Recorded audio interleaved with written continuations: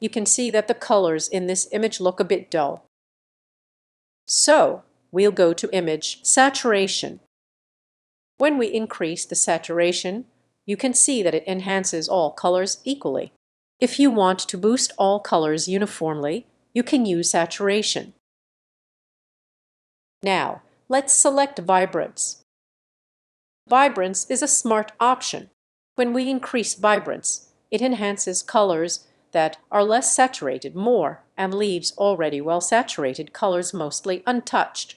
Similarly, if the image is already saturated and you decrease vibrance, it will first reduce the most oversaturated colors while keeping the better balanced colors almost unchanged. Let's apply it. There's also a shortcut for vibrance here. You can enhance directly from here too. You can see the image now looks better and more natural. Before, after.